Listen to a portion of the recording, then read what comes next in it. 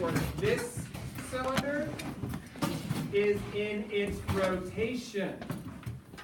But this one, because it's distributed, doesn't end up with as much mass in its rotation, since some of the mass is right in the middle. Everybody okay? Any questions about this? Would you really erase my No. grade? Okay. Up here, one last thing. So if you can't see the turntable, you might want to move where you can see the turntable. That's the problem with being old. So, No, Julian, no. what is the angular momentum of the kilo mass I have in my right hand right now? 0. Yeah, 0 relative to us, right? It's stationary. But the turntable has some angular momentum, and I'm countering friction by continuing to push it. So I'm going to give the turntable a pretty big push, and then I'm going to set this down on the turntable. What will happen to the total angular momentum when I set the mass down on the turntable? It'll decrease. It'll increase. Depends where you place it. Nothing. Yeah, it decreases. Decreases. It doesn't decrease.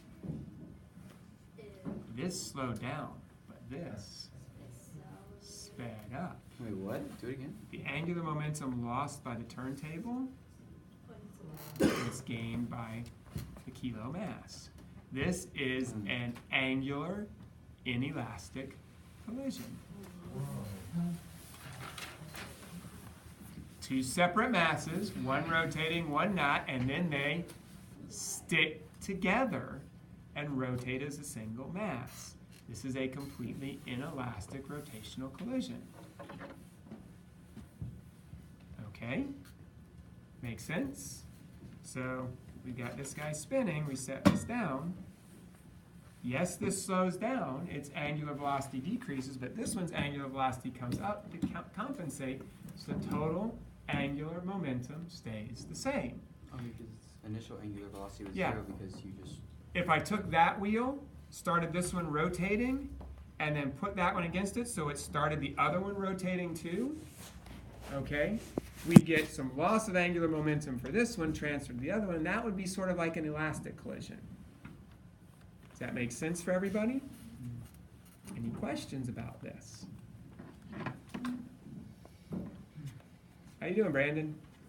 Well, It's been a tough day for Brandon.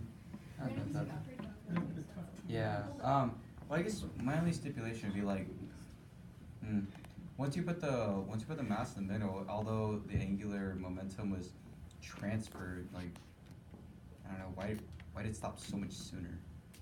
Like, Okay, where you put the mass makes a difference, because if this is spinning, I put the mass on the outside. Okay, there are a couple of ways we can look at this. First of all, the R value is larger. This is acting like a point mass at this distance from the center, so it has a big R value. Okay, which means it has a large rotational inertia value.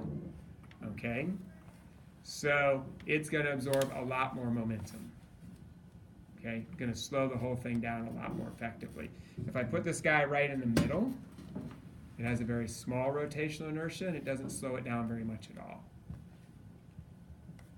Okay, so the further out we put this, the more rotational inertia it has.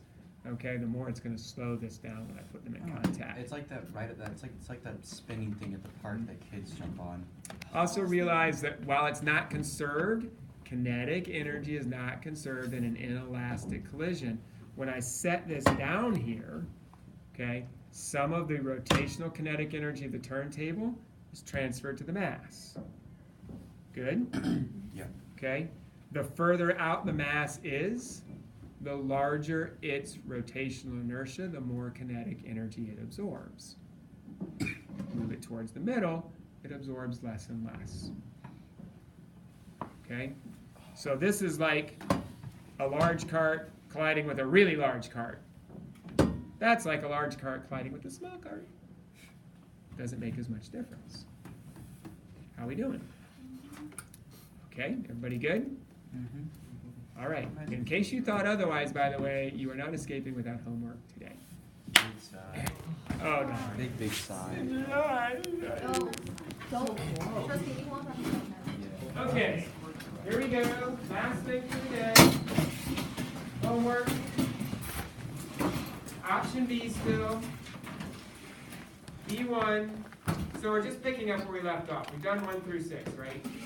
So 7 through 11, 14, 15, and 17. Can you say that one more time? B1, problems 7 through 11, 14, 15, and 17.